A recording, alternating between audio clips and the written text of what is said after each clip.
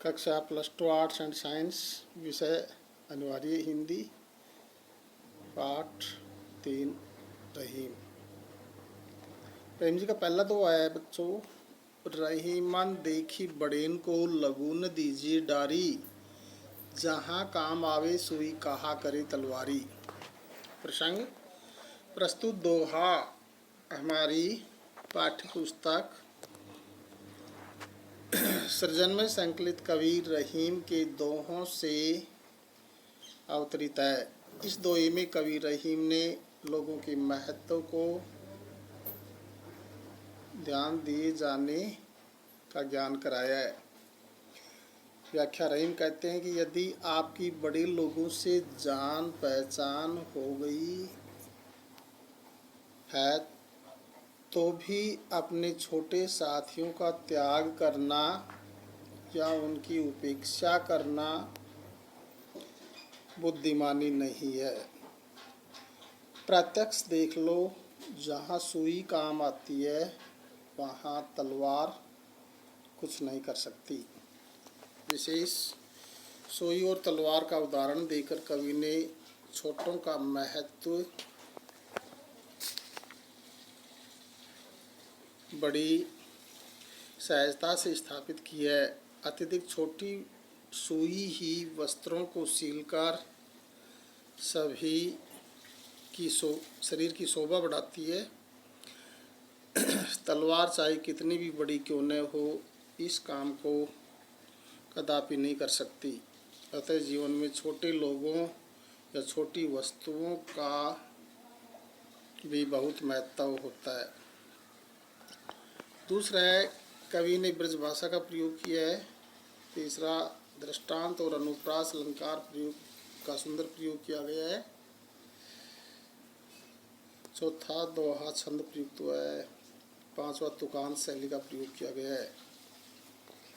दूसरा रहीम जी का दोहा है, एक ही साधई सब सदई, सब साधे सब जाय, रहीमन मूलई सींचबो, फूले फले अगाय। प्रसंग प्रस्तुत दोहा हमारी पाठ्य पुस्तक सृजन में संकलित कवि रहीम जी द्वारा रचित दोहे से लिया गया है।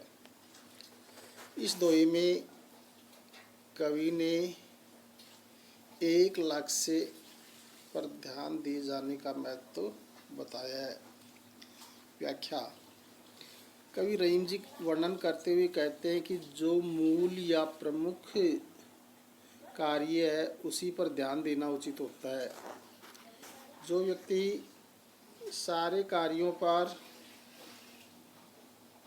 ध्यान देता है या एक साथ साधने का प्रयास करता है, वे किसी भी कार्य में सफल नहीं हो सकते। इस प्रकार से उन्होंने उदाहरण दिया, एकमात्र जड़ को सींचने से पूरा वृक्ष भरपूर रूप से फलता फूलता है। डालियों व उसके पत्तों को सींचने से उसके सूख जाने की आशंका बनी रहती है। इसलिए हमें पेड़ की जड़ में ही पानी डालना चाहिए। विशेष पहला, कवि ने हमारा ध्यान एक ही वस्तु पर केंद्रित करने की बात कही है। दोहा छंद प्रयुक्त हुआ है। तीसरा, ब्रज भाषा का प्रयोग हुआ है। उपदेशात्मक शैली या परामर्शपरक शैली प्रयुक्त हुई है। और पांचवा बिंदु अनुप्रास अलंकार प्रयुक्त हुआ है। अगला तीसरा दोहा है, जो रहीम उत्तम प्रकृति का करी सकत कुसंग, चंदन विष व्यापत नहीं लपटे रहत भुजंग। प्रसंग प्रस्तुत दोहा हमारी पाठ्य पुस्तक सृजन में संकलित कवि रहीम जी द्वारा रचित दोहों से अवतरित है। इस दोहे में कवि ने संगति के प्रभाव का वर्णन किया है। व्याख्या, कवि रहीम जी कहते हैं कि चाहे कोई वस्तु हो या व्यक्ति, जो जैसी संगति करता है उसे वैसा ही फल की प्राप्ति हो जाती है। अर्थात जिन व्यक्तियों का स्वभाव उत्तम प्रकृति का होता है उनका कुसंग भी कुछ नहीं बिगाड़ सकता।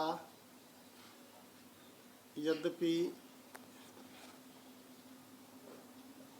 चंदन के वृक्ष पर सर्प लिपटे रहते हैं, फिर भी उस चंदन के पेड़ पर विष का कोई प्रभाव नहीं पड़ता।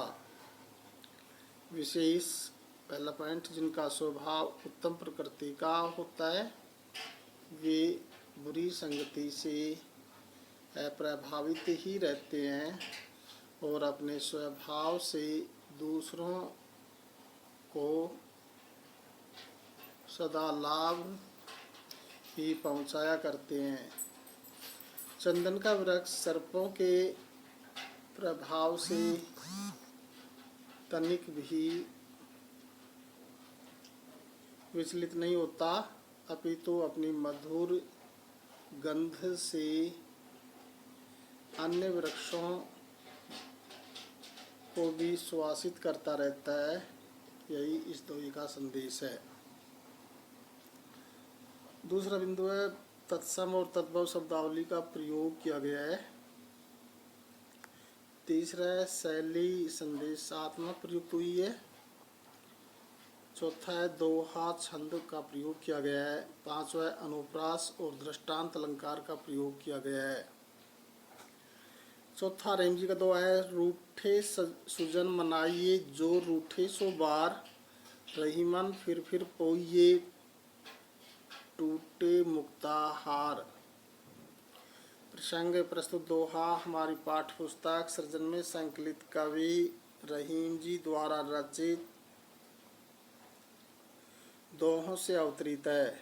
इस दोहे में कवि ने जीवन में सज्जनों के महत्व पर प्रकाश डाला है।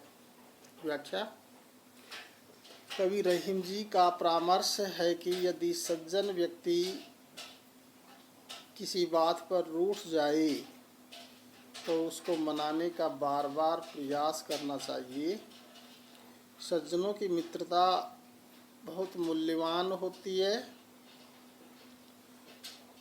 मोतियों का हार जितनी बार भी टूट जाता है उसे बार बार पिरोने या गूंथने का प्रयास किया जाता है, फेंका नहीं जाता मोतियों के हार को। जैसे मूल्यवान मोती के हार टूट जाने पर उसे फेंका नहीं जाता है, उसी प्रकार सज्जन पुरुषों से मित्रता की रक्षा करना भी परमावश्यक है। विशेष सज्जनों का साथ सौभाग्यशाली व्यक्तियों को ही प्राप्त होता है और वे अपने स्वभाव अनुसार दूसरे को लाभ ही पहुंचाया करते हैं।